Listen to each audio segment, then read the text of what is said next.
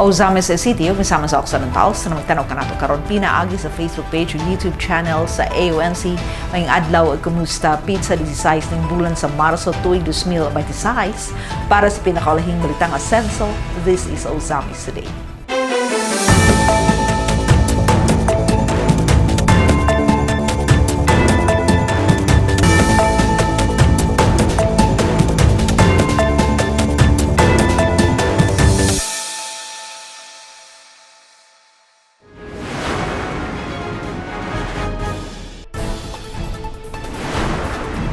Para sa kayuhan sa mga estudyante, kung Attorney Indy Waminal nagduso sa mas hugot nga koordinasyon sa CHID o UNIPAS. Lead Like the Babaylans, Pilipinas, CSWD nagsaulog sa Women's Month pinaagi sa Sumba o makalingaw nga mga kalihukan. Pag-asenso nagpadayon, bagong pasilidad, mas maayong serbisyo, 3-story barangay office o health stations giturn over sa Sinakaban. Mas lig-on nga fees and orders sa Usamis, accomplishments sa Usamis City Police Station gi-report. Veterinary Outreach Program gipaygayon sa City Vet Office sa Barangay Trigos. Ikaduhang gayon nga nasiro, kapin 69,000 pesos nga hospital bill, hingpit nga nasalbar, pinaagi sa Asenso Usamis Free Hospitalization Program. Dazil Humuad Dixon, aniah ang maritalye. Para sa kaayuhan sa mga estudyante, Congressman Attorney Indy Waminal nagduso sa masugot nga koordinasyon sa CHED ug UNIFAS. Tang good news nining report. Sa usa ka motu proprio inquiry kabahin sa Commission on Higher Education kun CHED ug Unified Student Financial Assistance System for Tertiary Education kun UNIFAS scholarship programs, nag-awhag si Asenso Pinoy Representative Attorney Henry Indy F. Waminal Jr. alang sa integrasyon ug mas epektibong koordinasyon sa tanang government-funded financial assistance programs. Gipunting ni Congressman Waminal nga ang kasamtangan nga tertiary education subsidy kun TES ug tulong dunong program kun TDP dili paigo aron matabangan ang tanang mga estudyante nga nagkinahanglan sa pagpadayon sa ilang pag-eskwela sa kolehiyo. Busa iyang giawhag ang CHED ug UNIFAS nga i-maximize ug i-align ang ilang mga available resources aron mapalapdan ang suporta sa mas daghang estudyanteng Pilipino. Kaya emphasize ni Congressman Waminal nga pinaagi sa maong lakang, mas masiguro ang epesyente nga paggamit sa government scholarship funds aron mapalambo ang kalampusan ug matagaan og dakong kahigayunan ang mga deserving students sa paglampos sa ilang pag-eskwela. Human sa maong inquiry, nakiistorya si Asenso Pinoy Representative Waminal sa mga opisyal sa CHED aron i-follow up ang aksyon sa komisyon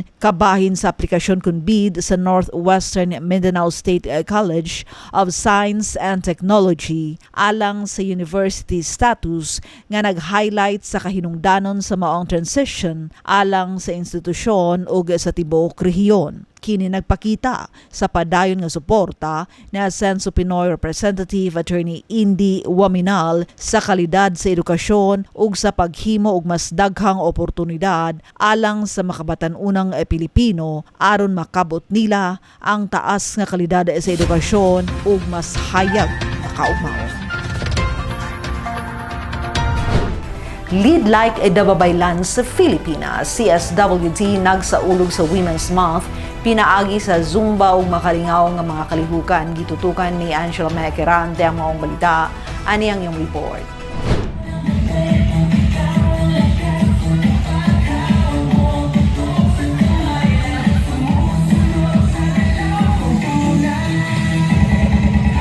Sa pagselebrar sa National Women's Month nga may temang We for Gender Equality and Inclusive Society ug adunay sub-theme nga Lead Like the Babaylans Filipinas, adlong Biyernes Marso 13, 2026 gipahigayon sa City Social Welfare and Development Office kun CSWD ang usa ka Zumba session inubanan sa mga makalingaw nga mini games. Ang maong mga aktibidad gipasiugda ni CSWDOIC Head Mr. Raji Gomez din aktibong nakigduyog og mipartisipar ang mga kababayen-an ug uban pang partisipante aron ipasiugda ang panaghiusa o pagpasidungog sa dakong papel sa mga kababayen-an sa komunidad. Ang Zumba session ug mini games gipahigayon human sa flag lowering ceremony sa mga kawani sa lokal nga panggamhanan ug aktibong miduyog sila City Administrator Rothesa Grace A. Uano ug HRMO Head Chewy F. Ampong nga nagpakita sa ilang lig-on nga suporta sa pagpasidungog sa papel, kusog ug kontribusyon sa mga kababayen-an. Human niini, kisundan kini sa lain-laing makalingaw nga mga dula, lakip na ang paboritong Bring Me game nga naghatag og dakong kasadya og kalingawan sa tanang partisipante. Magpadayon ang Zumba sessions karong Marso 20 ug Marso 27 nga gibahin ngadto sa tulo ka clusters nga naglangkob sa 7 ka mga nagkadaiyang opisina sa LGU Uzamis. Din ang Cluster 1 gipahigayon niadtong Marso 13, Cluster 2 sa Marso 20 ug Cluster 3 sa Marso 27. Dugang pa, giawag ang tanang kawani sa LGU Uzamis dili lamang ang mga kababayen-an nga aktibong moapil ug mopartisipar sa maong kalihukan. Ang maong kalihukan di lamang naghatag og lingaw apan nagsilbi usab nga paagi sa pagpasinungog ug pag-ila sa dakong papel ug kontribusyon sa mga kababayen-an sa komunidad nga nagpasiugda sa shared responsibility, collective leadership ug inclusive action. Diin niini napakita ang panaghiusa, kusog ug determinasyon sa mga kababayen-an sa padayon nga pagpalambo ug paghatag og inspirasyon sa tibuok katilingban. Alang sa Uzamis Today, ako si Angela May Kirante. Salamat me pag-asenso, nagpadayon. Bagong pasilidad, mas maayong serbisyo. 3-story barangay office of health stations i-turn over sa Sinakaban. Ania ang detalye.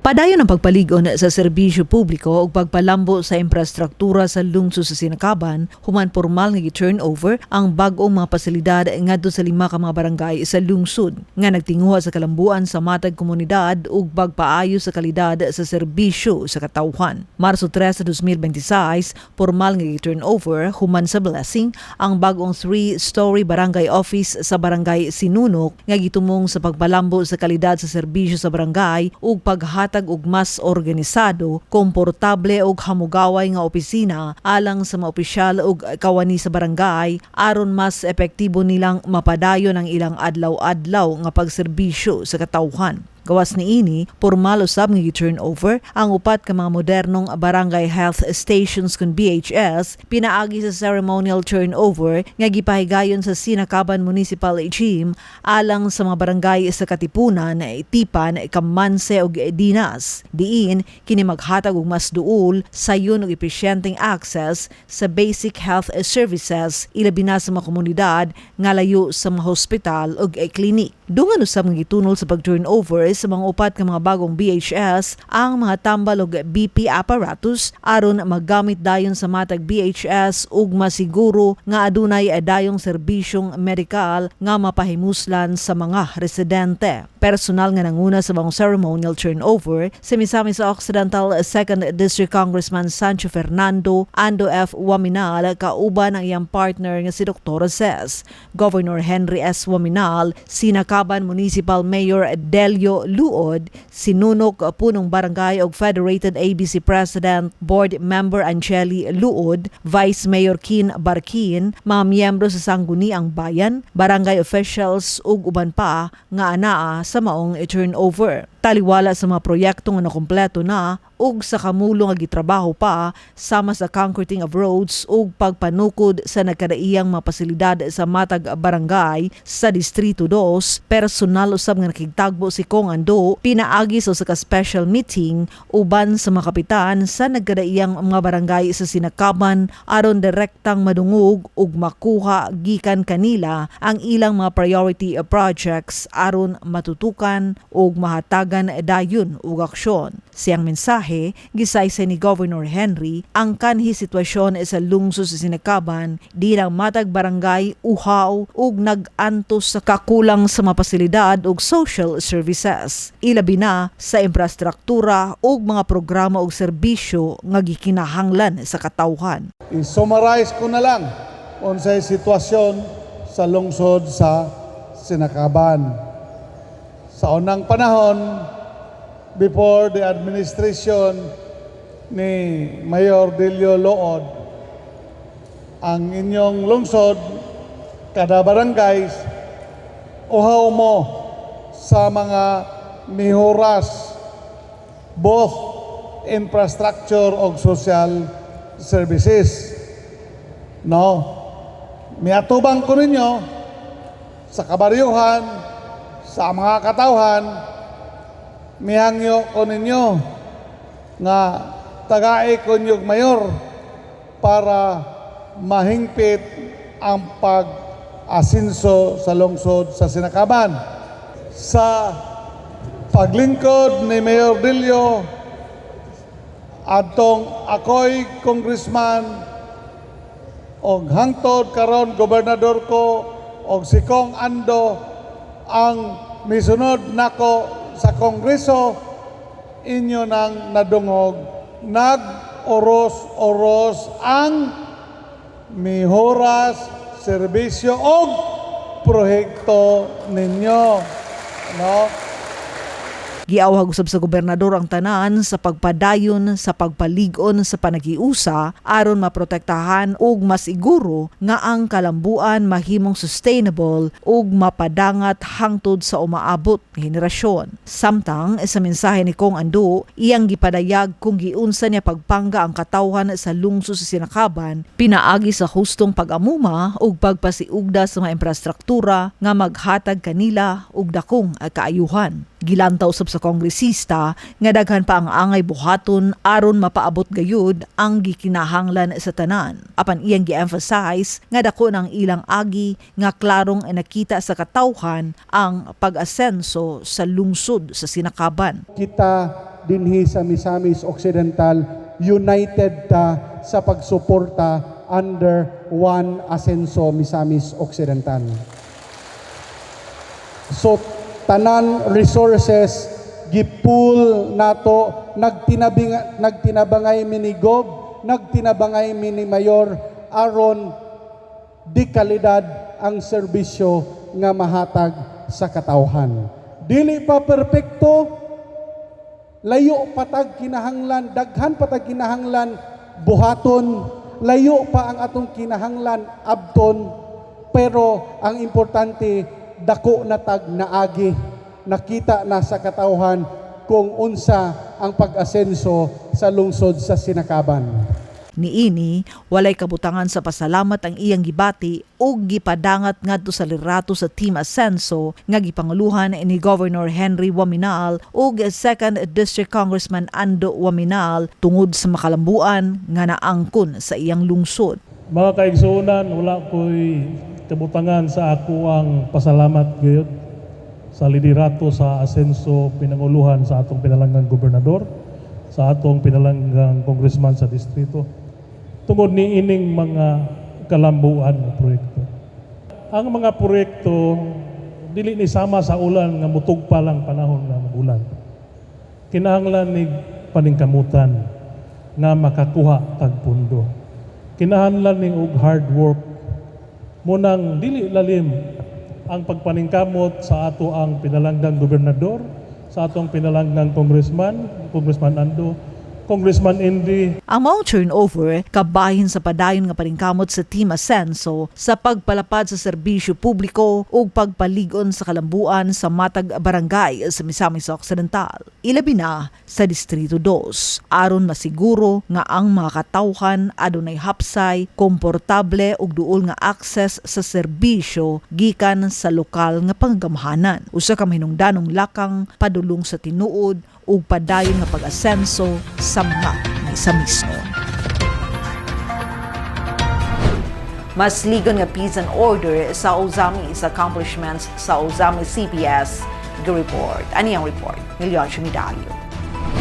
Aron isgutan ang pinakabagong update sa kahusay ug kalinaw sa dakbayan sa Ozamis, gipahigayon Marso 11 ning tuiga sa Asenso Ozamis Session Hall ang first quarter joint regular council meeting sa Peace and Order Council POC, City Anti-Drug Abuse Council Kunkadak ug City Disaster Risk Reduction and Management Council CDRRMC nga gipreside di City Councilor Attorney Marcelian Mars Tapayan ang committee chair sa Peace and Order. Una nga gituki sa mong meeting, mong report sa Usami City Police Station, ilabi na ang kahimtang sa peace and order ug ang ilang operational accomplishments sa kampanya batok sa lost firearms ug illegal nga droga nga detalyadong gipresentar ni OIC Chief of Police, Police Lieutenant Colonel Harvey Abellanosa. Sa iyang report kabahin sa peace and order situation, adunay 60 ka krimen ang na-record sa dakbayan gikan Enero hangtod Marso 10 ning tuiga nga nagpakita og 7.14% o 4 ka kaso nga pag-increase kumpara sa tuig 2025. Samang panahon nga adunay 56 ka krimen ang natala. Kung ikumpara ang datos sa Peace and Order Indicator o Public Safety Index gikan Enero hangtod Marso 10, nagpakita nga adunay pagsaka usab sa record sa Peace and Order gikan 54 ngadto sa 56 o 2% nga pagtaas sa tuig 2026, samtang ang Public Safety Index ni doble usab kini gikan sa 2 sa tuig 2025 ngadto sa 4 sa tuig 2026. Sa laing bahin sa ilang operational accomplishments sa kampanya Batok Lost Firearms, nakahimo ang Usami City Police Station og unom ka operasyon nga nagresulta sa pagkaaresto sa 3 ka individual o pagkakumpiska sa unom ka armas nga naglakip sa 5 ka small firearms ug 1 ka long firearms. Sa kampanya Batok sa illegal nga droga, malampusog na pahigayon usab ang lokal nga kapulisan og 18 ka drug buy bust operations, 1 ka checkpoint operation ug 1 ka search warrant implementation nga nagresulta sa pagfile sa 38 ka kaso og pagkasikop sa 21 ka individual nga nalambigit sa illegal nga droga. Diin ang tanang na kumpiska nga illegal nga droga mobalor na og 71.1 gramos ug adunay street value nga mokabat sa 483,480 pesos. Nagpakita kini sa walay huno nga paningkamot sa kapulisan sa Usami sa pagpukan sa illegal nga droga ug usa-usab kini kaklaro nga mensahe sa tanan nga wala gayoy luna ang illegal nga droga dinhi sa dakbayan. Nini gipangutana usab ni Konsyal Dingke Suizo ang kalabot sa sunod-sunod nga drug buy bust operation sa kapulisan sa Usami. Diin pagpaklaro pa ni Police Lieutenant Colonel Abellanosa, dili man na siya pasabot nga nanaghan sir no kung naatay madakpan every day. It is just our law enforcers, the police are doing their job. Makaingon manggod ta nga almost every day natay madakpan. Tungod manggod siya sa kanang easy access na bitaw. Dili pareha sa una nga pag mo palit sila og shabu outside sa atoa, moagi pa sila og barge, maglisod sila og kuan, dugay sila maabot or daghan ang ilahang dalhon kay para kasaan na lang nga balikan ba. But karon manggod na manggod tay tulay. So makaingon pud ta nga small time kay gamay ra ang ma-confiscate nato ato madakpan. Kay di kung ikaw si pusher dili na pud ka magbitbit og daghan. Anong magbitbit magkagdaghan nga delikado man. So pwede man kamo balik ugma. So gamay lang ang iyahang dalhon. Then most of our kanang nadakpan nato pinaagi na sa atong kuan interview. Pag natay madakpan nga isa atong interview, diha na dayon magkatay-katay na dayon. Gidugang pagpasabot pa ni Hipi kung aduna ba'y mismong source sa illegal nga droga sa dakbayan. Matod pa niya, Diri sa Usami City, wala mong gutay source diri. So ang atong source is other neighboring province. So dili gud nato sila pwede madakop kay wala man sila sa ato ang AOR outside sa atong jurisdiction naman. But mo lagi kita naning kamot nga atong strengthen ang atong borders na kung makita ninyo sa atong operation sa akong gipresent natay nadakpan through checkpoint operation. So naibal-an na to niagi sa ato ang border, so nadakpan na to. But sa source wala tay source diri. busa pinaagi nini ang Usami City Police Station lig-on sa paghimo og aksyon sa pagsugpo sa mga small time illegal drug pushers aron mapugnan nga sila mamahimong big time drug syndicate. Kung magstorya mo kutag big time, nagsugod gyud gyapon na sila small time. So mitras ayo pa. Mitras small time pa sila ato na silang giputol. So mo na atong ginabuhat karon. Dili na nato paabton nga mo big time pa na sila nga pusher. Ang report nga gipresentar ni Usami City Police Station OIC Chief of Police Police Lieutenant Colonel Harvey Avellano sa kalabot sa kahimtang sa peace and order o sa ilang operational accomplishments sa kampanya batok sa loose firearms o illegal nga druga, tin-aw nga nagpakita sa padayon og lig-on nga paningkamot sa lokal nga kapulisan, kauban ang lokal nga pangagamahanan sa pagpanilipod sa katawan, pagsugpo sa illegal nga druga og loose firearms og pagpasiugda sa kahusay kalinaw sa dakbayan alang sa mas luwas ug malinaw nga komunidad. Alang sa Usamis Today, ako si Leoncio Medalyo. Salamat Leoncio. Veterinary Outreach Program gipahigayon sa City Vet Office sa Barangay Etrigos. Ani ang report ni Glenn Roluna.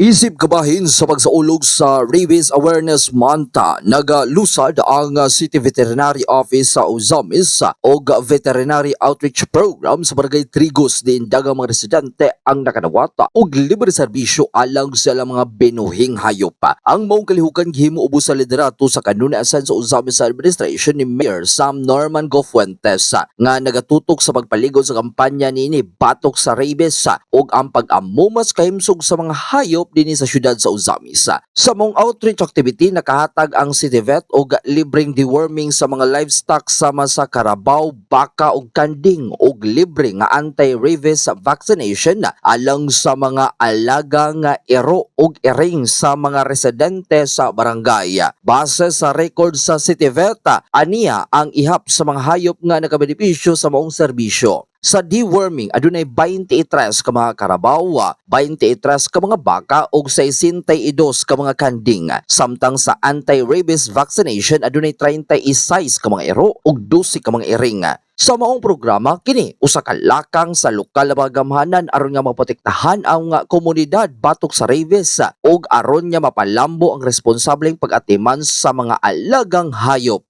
Samtang gipahibaw usab sa City Vet ang mga mosunod nga schedule sa outreach programa karong bulan sa Marso. Marso 19 sa Barangay Sangay Diot, Marso 26 sa Barangay Sangay Dako. Giawhag ang mga residente sa mga barangay nga dadon ang ilahang mga alagang hayop aron nga makapahimulo sa libreng serbisyo sa City Veterinary Office sa Uzamis. Kita din sa opisina, kita gid ang nag-address sa health sa atong mga hayop. So daily, diri kita ninyo na mga nidini for consultation, for advice, for treatment.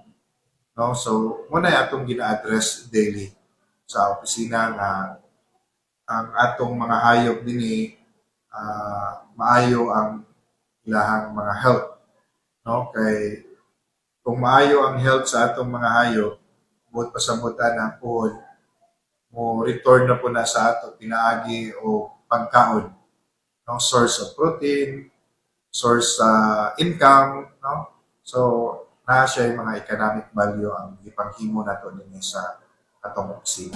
Alang sa Uzamis Today, kini si Glenn Ray Ruluna.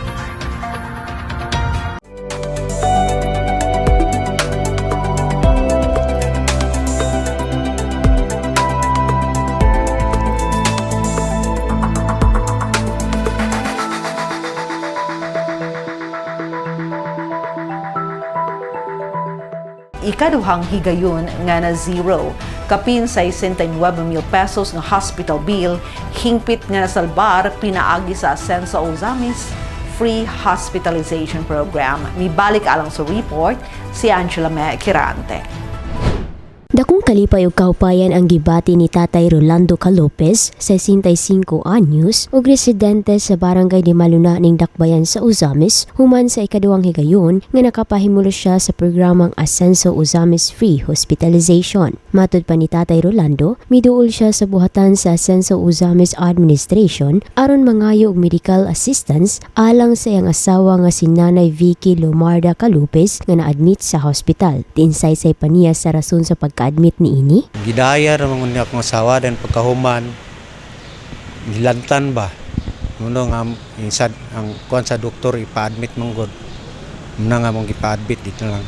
Si Nanay Vicky na-diagnose nga adunay bacteremia to consider central vein infection ug diabetes mellitus type 2. Ug tungod niini, na-confine si Nanay Vicky sulod sa unom kaadlaw sa Tobias Feliciano Faith General Hospital diin mikabat sa 69,686 pesos and 28 centavos ang ilang kinatibuk ang bayronon sa hospital. Apan pinaagi sa Ascenso Uzamis Free Hospitalization Program, hingpit nga na zero balance ang maong kantidad ug wala na gyud sila'y mabayaran pa sa ilang exist bill. Busa, mapasalamaton nga mensahe ang gipadayag ni Tatay Rolando ngadto sa mga lideres sa Team Ascenso, ilabi na kang Mayor Sam Norman G. Fuentes. Tungod kay wala gayud niya damha ang pinansyal nga tabang nga iyang nadawat. Ang among bayronon dito kay 69,686.8 pesos. Kaloy sa Ginoo, gitagaan ko sa tanan yun, wala na gipulipid lang akong kuan. Dako kay ko pasalamat sa kuan. So zero balance, dako kay ko pasalamat. Then salamat po ko sa atong mayor, si Mayor Sam Fuentes, sa ato pong gobernador po si Gobernador Henry Waminal Sr. ug sa atong Congressman Ando Waminal. Ako kay ko salamat sa ilang ayuda sa gihatag sa kuwa. Saysay pa ni Tatay Rolando, ang tabang pinansyal nga iyang nadawat usa ka dakong kahupayan alang kaniya. Ilabi na kay usa na siya ka senior citizen nga walay trabaho ug nagsalig na lamang sa iyang pensyon aron matustusan ang ilang pang-adlaw-adlaw nga panginahanglanon uban ang suporta sa iyang mga anak. Ako wala na ko'y trabaho. Ang akong saligan lang akong pensyon sa is murag kay senior naman ko god. Di na po ko kapanrabaho. Murag akong saligan jud.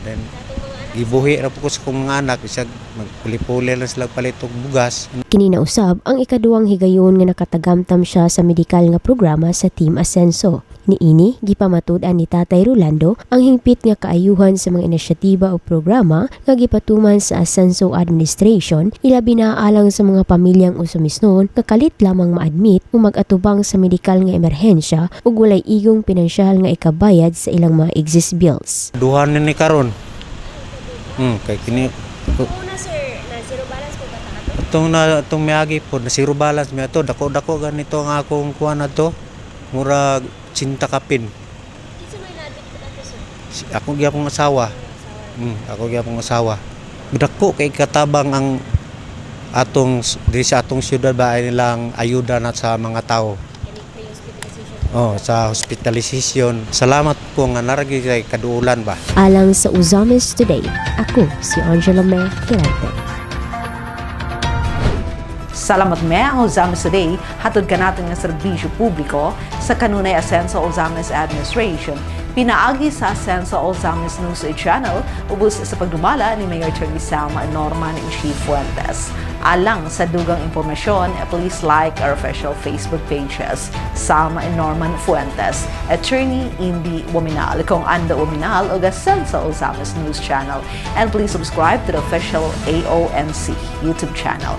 Sa ngalan sa gintibukang AONC team, Yonsho Midalio, Adoni Licena June Portatorio, Ares Carpio Kim Tangaro, Macchul Malinis, Angela Me Quirante, Mary Ann Lumapas, Xander Dalid, si Glenn Ray Luna sa Misamis News Network.